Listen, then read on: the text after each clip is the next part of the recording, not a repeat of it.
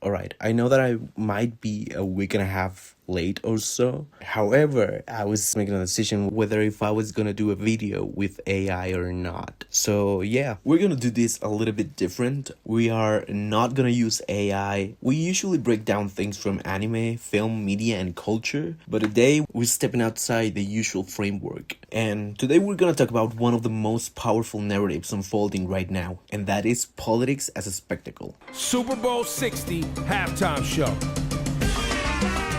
And more specifically, I want to talk about Bad Bunny and the Super Bowl halftime show. Yeah, that one.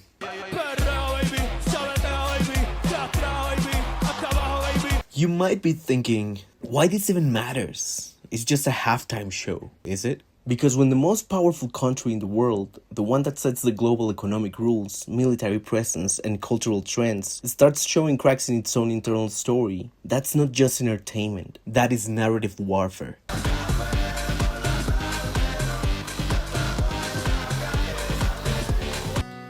I just wanna catch my fish, drive my truck.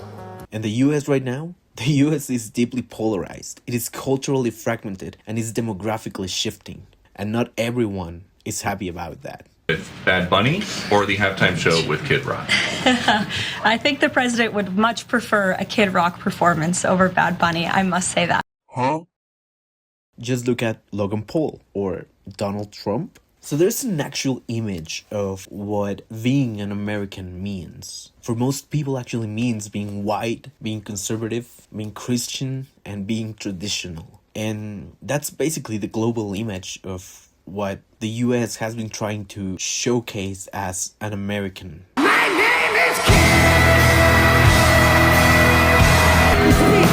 Cheese with the 40s and the chicks with beef. Can give your life to Jesus and he'll give you a second chance. But is that statistically accurate? Not really. But it's powerful symbolically. The population is aging. Median age is around 39 years old, which means half the population is above that and half is below that. And also means it needs labor in areas like construction, agriculture, and infrastructure. And here comes the uncomfortable question. Why would you pay $20+ an hour to a protected citizen worker with overtime rights, benefits, and legal backing when you can pay an undocumented migrant half that with no insurance, no retirement, and no leverage? And the best part of all of it, they can't say no. And I mean, let's not pretend this is complicated. The country structurally depends on migrant labor, but culturally it resists acknowledging it. So before we go into the Super Bowl, I want to do a quick history drop about the Bracero program. And this is new. After World War II, the US launched the Bracero program from 1942 to 1964. And it was an official agreement with Mexico in which both countries agreed to bring to the US temporary workers to help in things like agriculture and railroads. In theory, that was legal labor exchange, but in practice,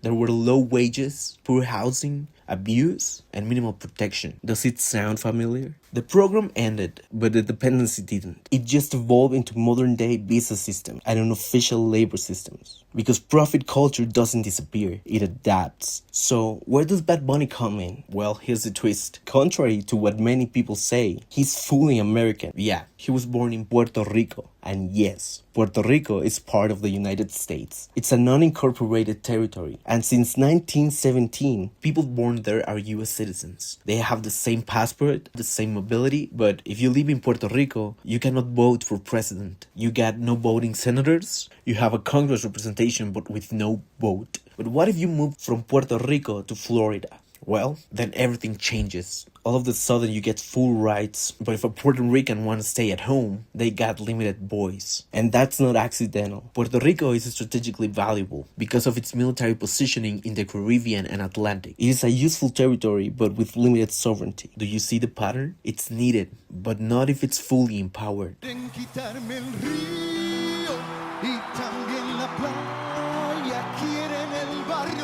So now we enter into a culture war, which has very different layers.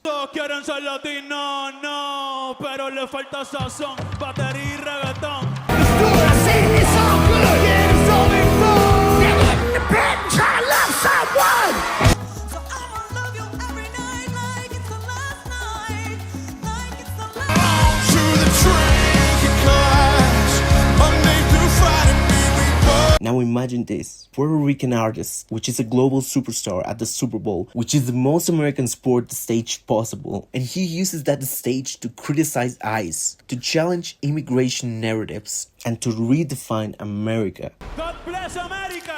Chile, Argentina, Uruguay, Paraguay, Salvador, Guatemala, México, Jamaica, Haití, las Antillas, United States, Canadá, and my motherland, mi patria, Puerto Rico.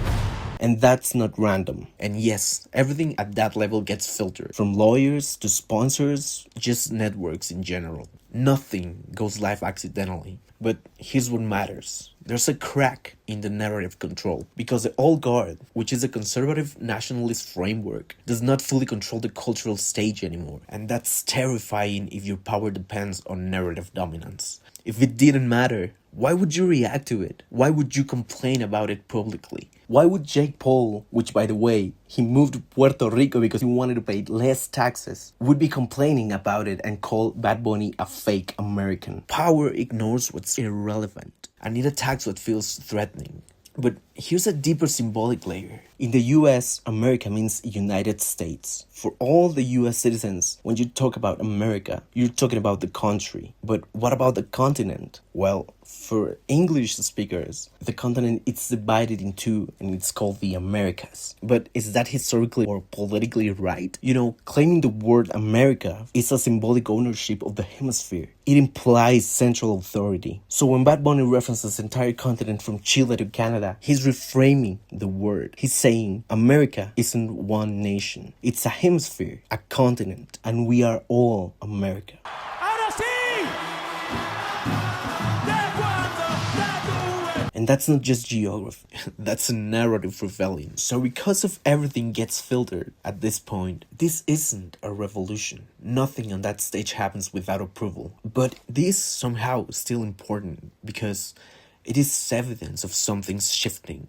The US expanded territorially, culturally, and demographically. But expansion always brings diversity, and diversity brings competing narratives. Competing narratives creates friction, and friction creates a spectacle. Seguimos aquí. The Super Bowl halftime show wasn't just music. It was a symbolic tug of war over identity. And whether people praise it or criticize it, it doesn't really matter. Relevance is what sustains power. It will still be important as long as people keep talking about it. And the fact that it triggered reactions like Jake Paul's or Donald Trump's means that it landed. If you enjoyed this breakdown, like the video. It helps more than you think. If you want a deeper dive into all the symbolisms and Easter eggs from the halftime show, let me know in the comments. This is Echoes of Story, where even suppressed narratives find their way out to the world. I'll see you in the next Echo.